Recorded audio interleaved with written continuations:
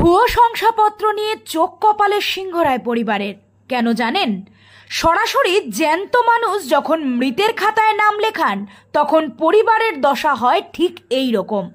ঘটনাটি উত্তর ২৪ পরগনার অন্তর্গত শ্যামনগর কাউগাছি এলাকার বাসিন্দা কার্তিক চন্দ্র সিংহরায়ের জীবিত না মৃত এই প্রশ্নেই শোরগোল। হঠাৎ তার পুত্র জানতে পারেন সরকারি খাতায় তার পিতা মৃত, যা দেখে রীতিমতো চোখ কপালে ওঠে সিংহরায় পরিবারের। প্রসঙ্গত কোভিড পরিস্থিতিতে কার্তিক বাবুর দাদা নিমাই চন্দ্র সিংহরায় মারা গিয়েছিলেন।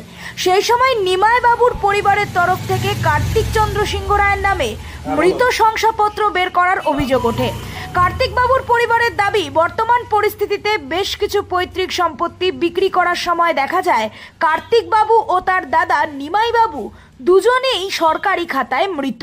সেই জায়গায় দাঁড়িয়ে কার্তিক বাবুর পরিবারের তরফ থেকে অভিযোগ দায়ের করা হয়েছে ভুয়ো শংসাপত্র দেখিয়ে তাদের পৈতৃক সম্পত্তি হাতিয়ে নেওয়ার চেষ্টা করা হচ্ছে। আদতে কার্তিক চন্দ্র রায় এখনো পর্যন্ত জীবিত অবস্থাতেই রয়েছেন।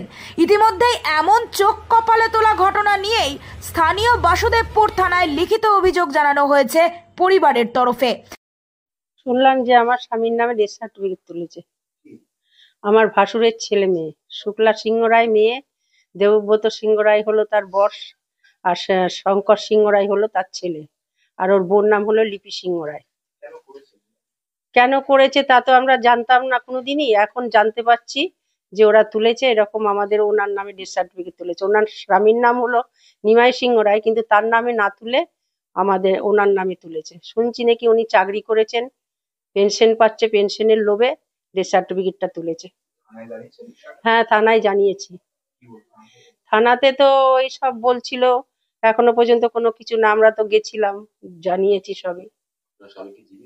হ্যাঁ, আমার স্বামী জীবিত, এই তো বসে আছে দেখুন। উনি অসুস্থ হয়ে গেছে শুনে টুনে।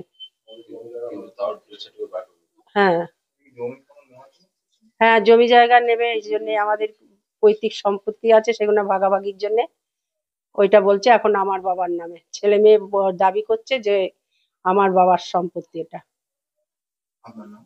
আমার নাম অনিমা সিংহ রায়। গোটা ঘটনার তদন্ত শুরু করেছে বাসুদেবপুর থানার পুলিশ।